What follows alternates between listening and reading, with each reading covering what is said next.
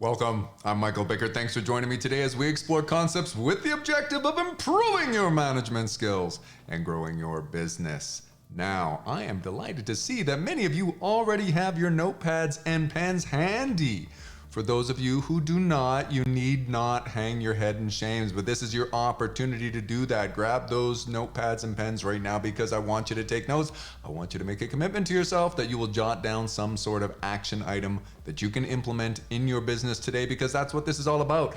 Implementation to drive your business forward. Remember, if it is to be, it's up to me. If not you, then who? Who's going to drive your business forward? Implementation is the key. Everybody has great ideas. We always have things popping in and out of our minds, but when you jot them down, you convert them into an action item, and then you schedule them, you assign a deadline, and you implement.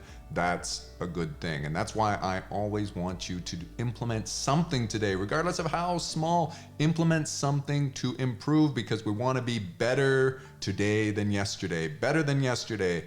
That's my expression, better than yesterday. Perpetual refinement. Now, today we're going to continue our discussion on marketing and sales. And if you have been following along, today I think it's part 6.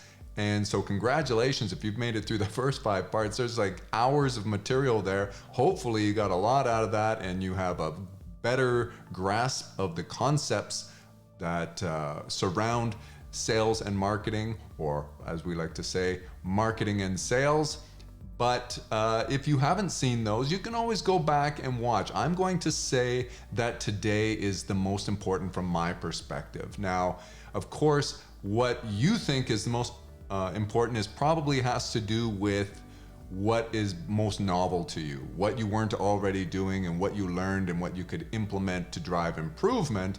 Today, I think very few of you are probably doing this. In fact, I gotta take credit for this. Somebody may be watching this and say, no, I've heard of a similar concept, and it's maybe not that revolutionary, but I call it the Trident analysis of marketing return on investment. It's a 3-pronged approach to making sure that you're getting a good return on your investment, your ROI. And I really want each of you to implement this in your business. This is an imperative.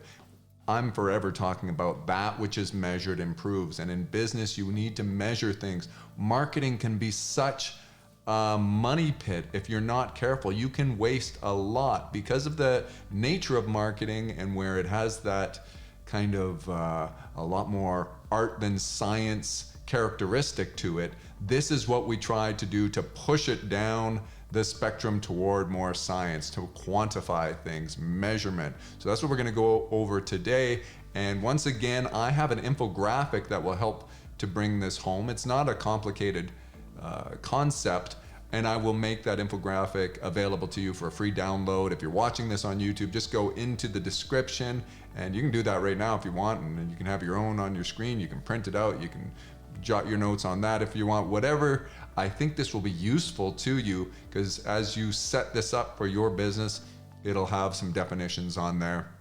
And yeah, so you don't have to take notes of anything that you see on the screen there. Instead, take notes of some of the concepts that we discuss, considerations about this for the more granular details, for the explanation I give surrounding this. All right, let's get started. Okay, as I said, and as it says at the top of the infographic, this visual depiction to help you remember this concept, this is the Trident analysis of marketing ROI. And I don't think you need to Google this. You're not going to find this. As I said, I came up with this concept years ago because as I was looking at what was most important for me to make sure I wasn't squandering resources and wasting money, financial capital that was going into our marketing efforts, I came up with this, and we discuss this on a regular basis. So it's really simple. The first one up there you see is the first metric on your Trident, your 3-pronged approach to measurement of marketing ROI, return on investment, is quantity. Remember, what are we trying to do? What is marketing? You should know this. It should just roll off your tongue by now. You've spent all this time watching this series on marketing and sales. Whether we're talking marketing or sales, what your definition is communicating value to your target market, communicating your unique value proposition or selling proposition to your target market. And there's all sorts of ways to do that. You can do that through a person, you can do that through images, videos, advertising. We've covered a lot of that kind of stuff. But what your goal is you're trying to generate awareness in the market so that your target market knows that you have a solution to a problem that they have, or you have a product or service that can evoke emotions or some sort of feeling that they are trying to accomplish. They're mostly, hopefully, and most of you have businesses that have products or services that solve a problem in the marketplace. And what we're trying to do is communicate to the target market, to those very specific individuals and businesses that we are most apt to appeal to, that we do just the same. And we want to take them from awareness to actually converting them to get onto our website, or in some way to reaching out to us. And then what we said before is they become a lead once we get contact information from them. Now, some of you have a business where they're going to convert right away to revenue. That's great, that's terrific. But most of you have businesses that it takes some time. They're going to do a little bit of research. Remember, they want to pacify their fears. People, they'll buy from those that they know, like, and trust. So what you're going to do in your marketing is you're going to try to get people to know, like, and trust you. You're going to try, and the number one thing preventing people from buying is, we're just doing some review here, is fear of making mistakes. So your marketing communications are designed to pacify those fears and assure them that dealing with you, engaging in commerce with you, and buying your products or services will not be a mistake. And we talked about all the different ways that you do that, but we're trying to convert leads. We're trying to invest resources, deploy your resources to the most effectively and as efficiently as possible to generate leads. So that's why the first prong on the Trident is about quantity, the volume of leads. Of course, you can appreciate that you would rate your marketing as being more successful if you had a greater quantity of leads, a greater volume of leads, larger amount of leads. So think quantity as being number one. But you can also appreciate that it's not just about quantity, it's a numbers game. And the reason that we want a quantity of leads is that we're going to convert a percentage of them into actual revenue. They're going to become customers. Not everyone will. So we want a greater number. We want this pipe in this funnel that we've talked about. We want as many volume of leads coming in the top of the funnel so that by the time we get to the bottom of the funnel where they're actually converting to revenue, there's still sufficient number of those to drive our business forward, to grow our business. And so it's obvious. I don't want to belabor the point, but quantity of leads, the volume of leads is very important, but it's not the be all end all, because I used to talk to my marketing personnel and say to them, but we want to make sure that those are good leads, because if all I did was incentivized you to go out and get me the greatest volume of leads, you might get me a lot of leads that aren't very qualified at all. And I've seen this with contests and things like that. So, we're going to give away an iPad for everybody who enters their information into this contest box here. By the way, we sell widgets here, and enter a contest and we'll tell you all about the benefits of our widget. And then what you get is a ton of leads, tons of people entering for the contest who don't really care about your widget. They don't care about your whatchamacallits.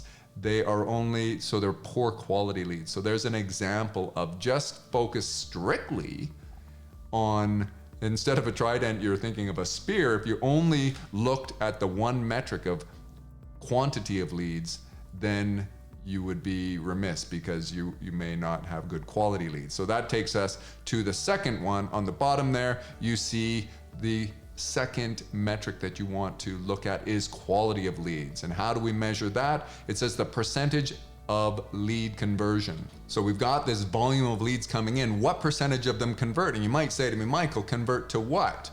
We have several conversion points. We convert them from a stranger to being a visitor to our website, and then we convert them within the website to go through the customer funnel. In our funnel analysis, we have goals set, and we want them to go to this page to check out our product, or maybe our pricing page to add to cart, all these kinds of things. Which conversion are you talking about?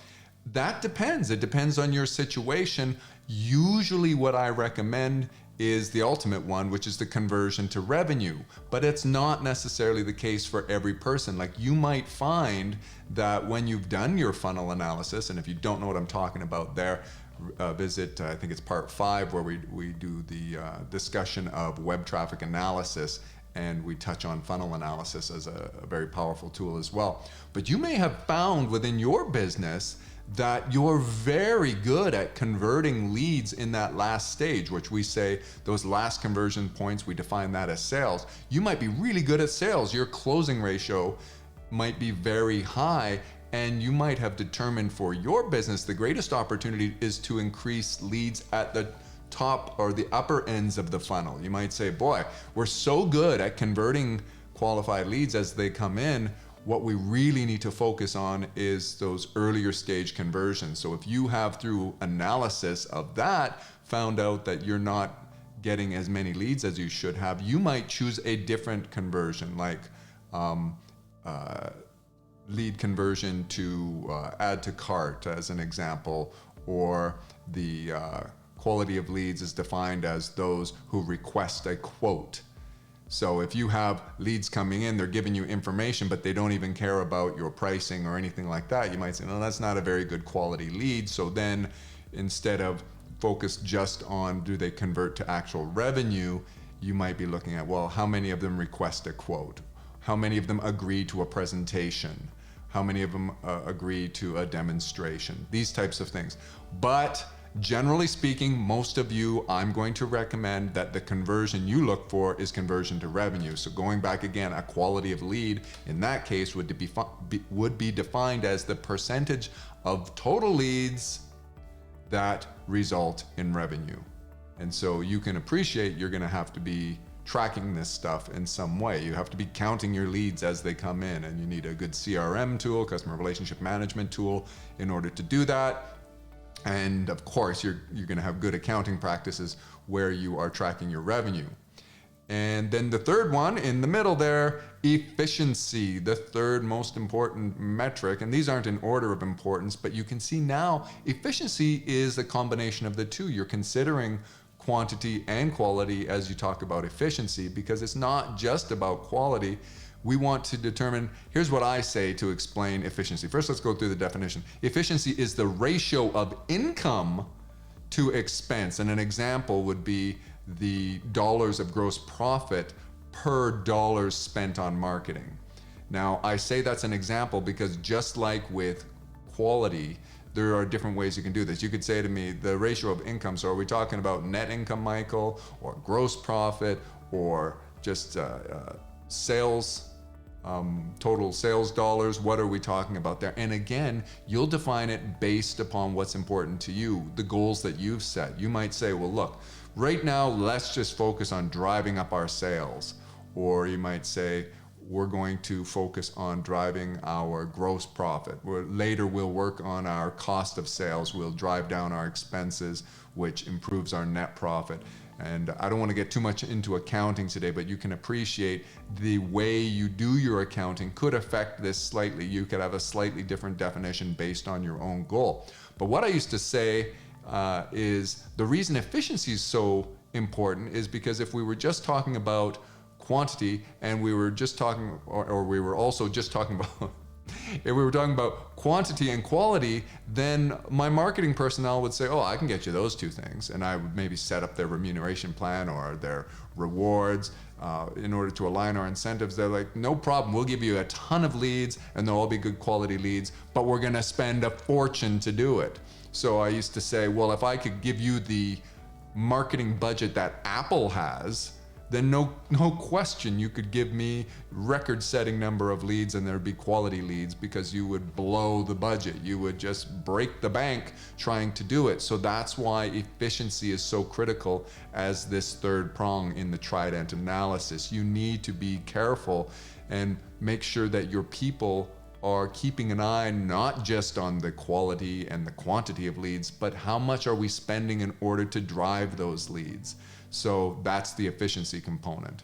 If you're not already looking at these three metrics, and I suspect if I was a betting man, most of you aren't seriously looking at this, you need to start. Really, I implore you, do this. Marketing is so critical. It's such an important part of your business, and measurement is such an important part of marketing to make sure that you're not wasting resources, you're not blowing through money. You need to start doing this. So go ahead and download this. Put this somewhere in your office, somewhere you're going to see this from time to time as a reminder.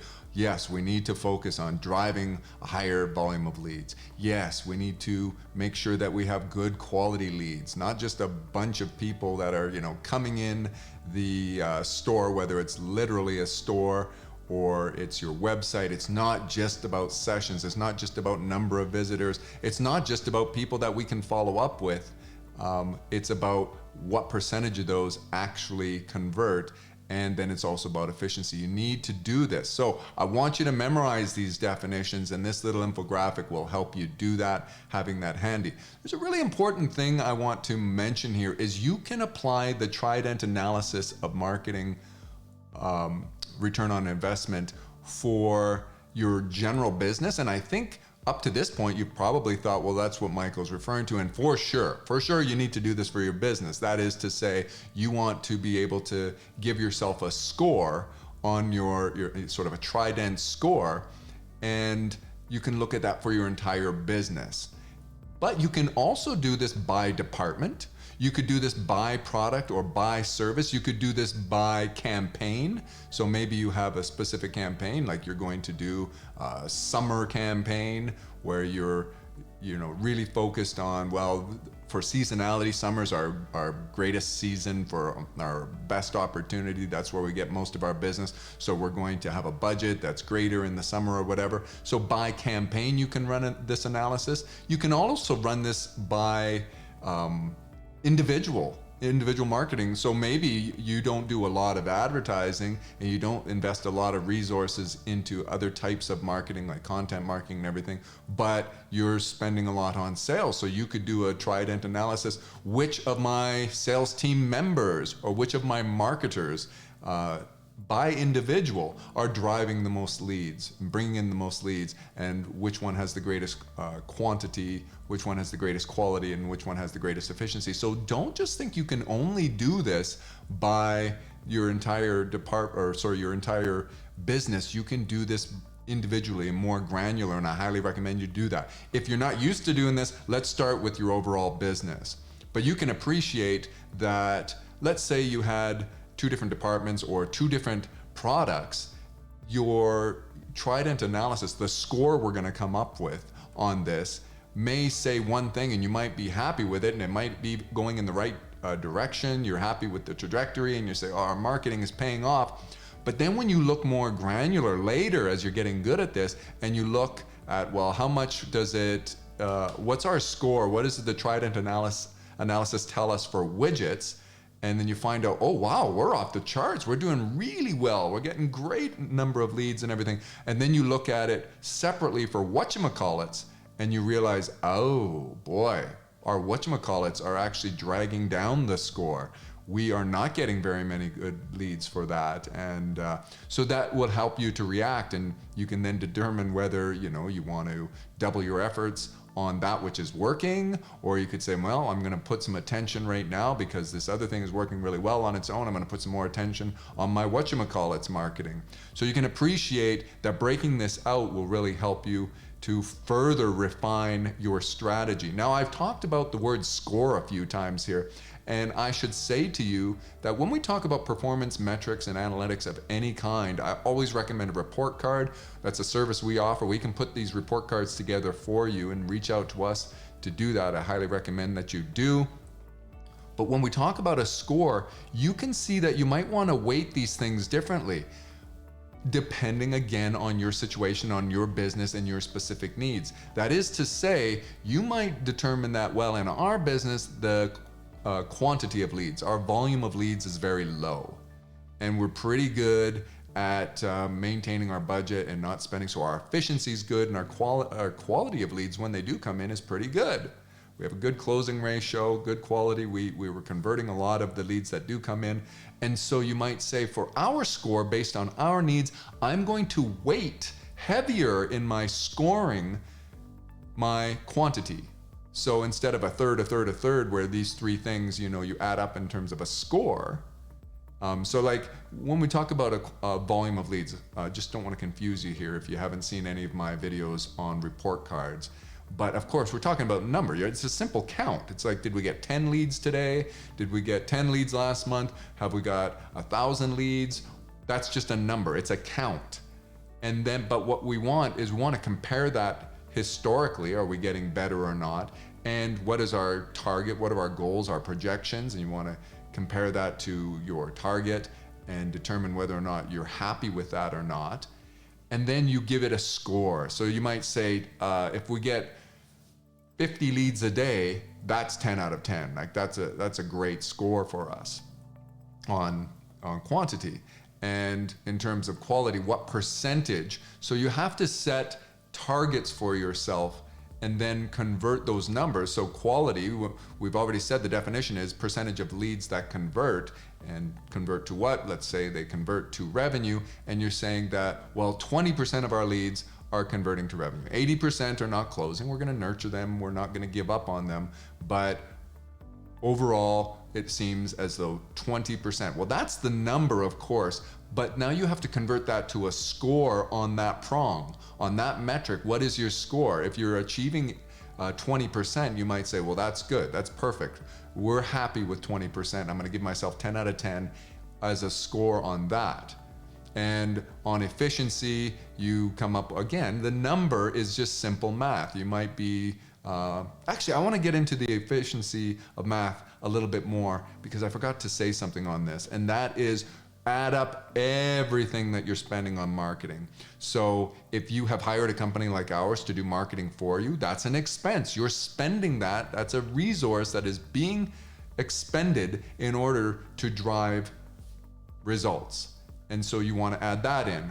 Are you paying some content creators? Or maybe it's your receptionist who's actually doing some blog writing for you from time to time, and you don't think of that. It's like, well, that is an investment in marketing, because she's not just a receptionist, she's also a content creator. So you would take a part, like let's say you're paying her X number of dollars per month and she is working Y number of hours. So you would take that number of hours and you would add that to your marketing. In your accounting, make sure that you are defining all your marketing expenses. And of course, advertising expenses are the most obvious ones. Maybe you're paying a radio station for radio spots for traditional marketing.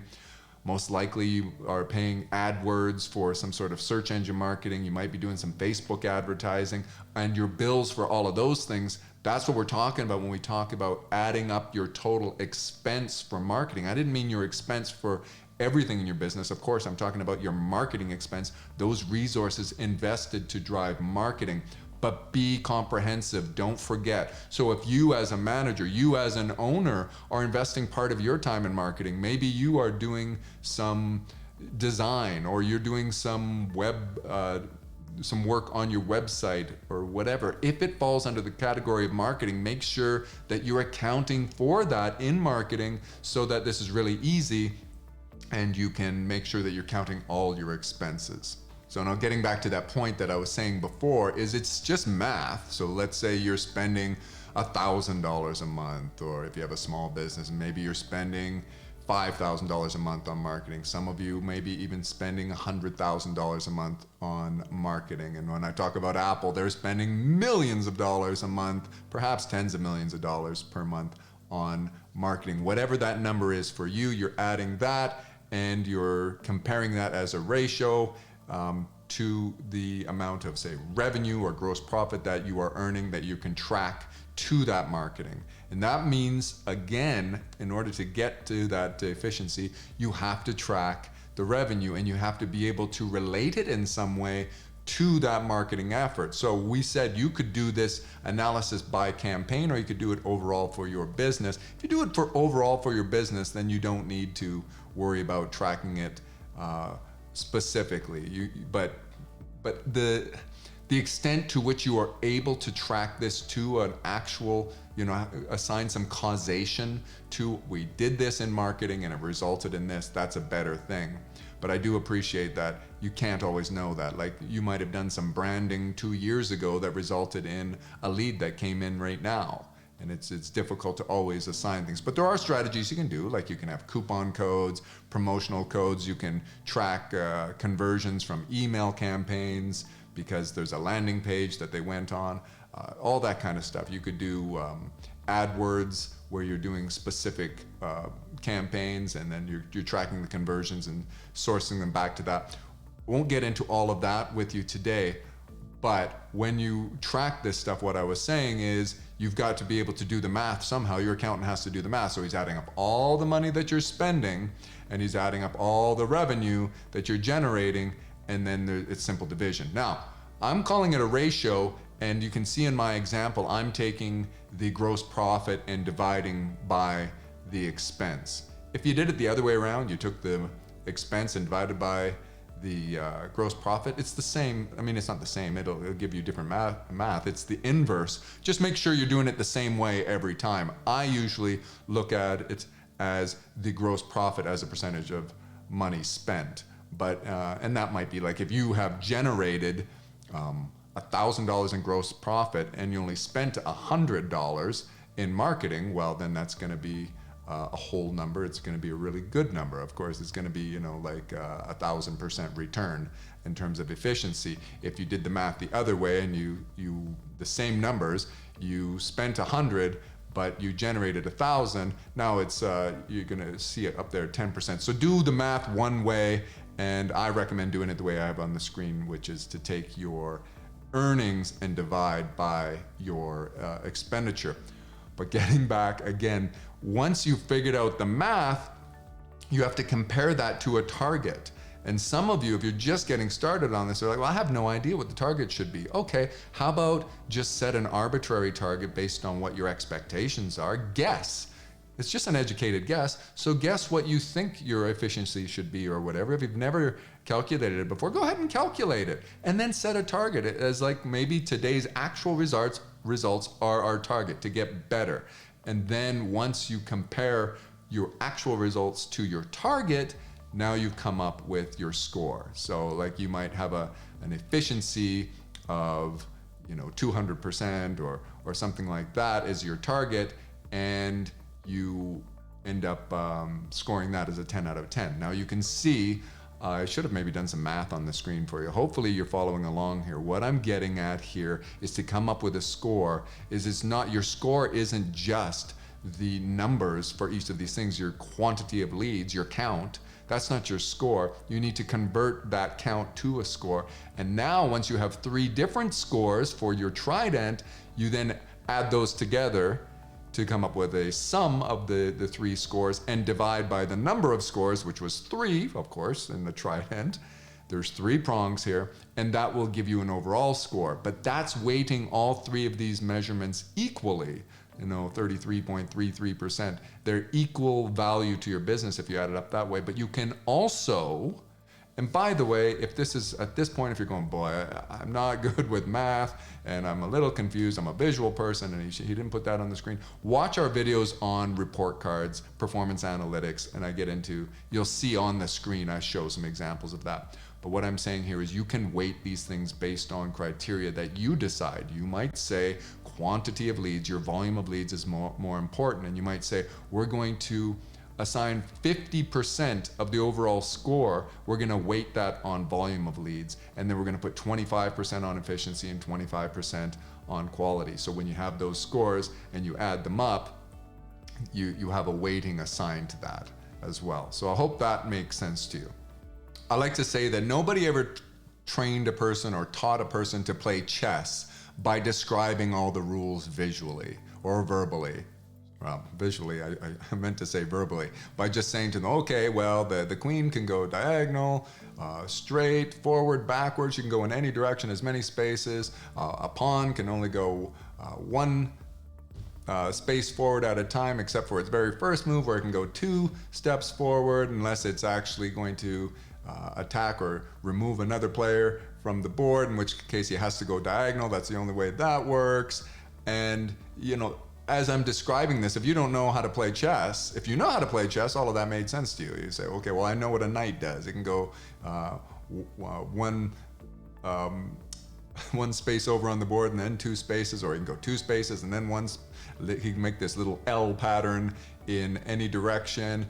But if you've never played chess and I'm trying to describe that to you, you're going, I'm not following this at all. And nobody learns to play chess that way. How you learn to play chess is you get the board out and you start playing. And then the person who knows how to play says, oh, you can't do that. Your bishop can only go diagonal, not straight. Oh, your rook can go that way. And there's no limit to the number of spaces and all this kind of stuff. And that's how you learn. That's how you're going to learn this and so many of the concepts we discussed. Don't be intimidated by the deficiencies of my explanation verbally, or the deficiencies of the visual display and the infographic we had. Instead, get started. Rewind this video, watch it several times. Come back to the parts where, I didn't follow what he was saying about the math or the weighting, or I didn't understand what he meant about converting it to a score. Then go and watch that other video on the performance analytics and report cards, and see where we've got examples of report cards on the screen and different weightings and everything. And then you start to go, oh, now you're playing the game. Now you're in the game, and it starts to make more sense. It's experiential. It's contextual learning, and that's the best way to do this. So today, in this short time we have together, I wanted to introduce the concept of the Trident analysis of marketing return on investment to you. And I want you to commit to yourself that you will implement this in your business. But if you get stuck, call us, reach out to us, leave a comment, whatever you want to do. If you want us to do this for you and then just explain it to you as we go and let you know how your marketing efforts are paying off, we can do all of this for you. I don't want you to get discouraged, but I'm telling you, if you're not doing this, you're almost assuredly, well, I'm going to say, I guarantee you're not getting the marketing results you could otherwise be getting. Measurement leads to improvement. That which is measured improves. And this is the best way I've found with years of experience to look at your return on investment for marketing. So that's where I want to leave it today. I hope you got something out of it. I hope you took down some note that you are going to implement in your business today. And I really encourage you to leave comments, because when you leave comments, someone else in the community relates to that. You might figure like, well, I'm going to ask a question in the comments. I didn't really understand something. I don't want to look silly, but somebody else appreciates that. We all like to look at the comments and read and see, well, did anyone else think this guy was crazy? I didn't agree with that. Or did anybody else notice this part of the explanation that didn't make sense? I hope somebody asked the question or whatever. We will read your comment. We will respond to your comment. And you can also just reach out to us directly on our website and bickertmanagement.com. You can also request if you have something you want me to cover in a future video to elaborate on. There's a link in the description that you can do that anonymously. You can fill out the information. You can talk about something specific, a challenge to your business, and ask us to cover that in the video, and we'll do that. Anytime you leave a comment and somebody else in the community learns, that's a really good thing, because we need to learn from one another. Perpetual refinement.